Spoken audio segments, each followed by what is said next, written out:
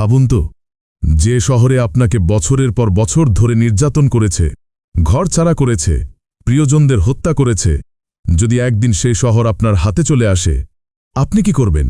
প্রতিশোধ নেবেন নাকি ক্ষমা করবেন? হিজরতের অষ্টম বছরে ৬৩০ খ্রিস্টাব্দে রসুলুল্লাহ সাল্লাল্লাহু আলাইহি ওয়াসাল্লাম প্রায় ১০,০০০ সাহাবী নিয়ে মক্কা বিজয় করেন।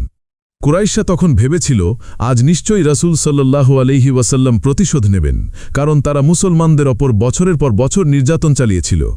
কিন্তু ইতিহাসের সবচেয়ে মহান দৃষ্টান্ত স্থাপন করেন নবী সাল্লাল্লাহু আলাইহি ওয়াসাল্লাম।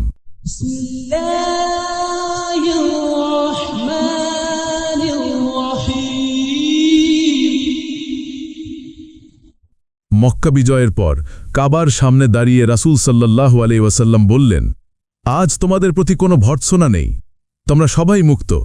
ইবনে হিশাম সিরাত।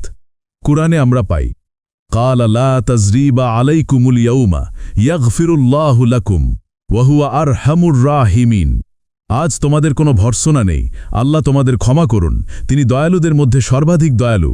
সূরা ইউসুফ ১২:৯২।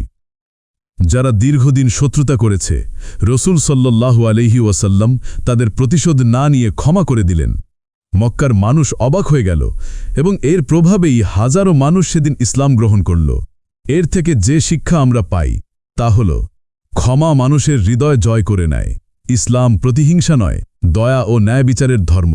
আর রসুল সাল্লাল্লাহু আলাইহি ওয়াসাল্লাম আমাদের শিখিয়েছেন, ক্ষমা তখনই সবচেয়ে মূল্যবান যখন প্রতিশোধ নেওয়ার ক্ষমতা থাকে। এ কারণে অনেক আলেম বলেন, মক্কা বিজয়ের দিনে রসুল সাল্লাল্লাহু আলাইহি ওয়াসাল্লামের ক্ষমা ইসলামী ইতিহাসের সবচেয়ে উজ্জ্বল দৃষ্টান্ত। ভাই ও বোনেরা, ক্ষমা দুর্বলতা নয়, বরং এটি সর্বোচ্চ শক্তি।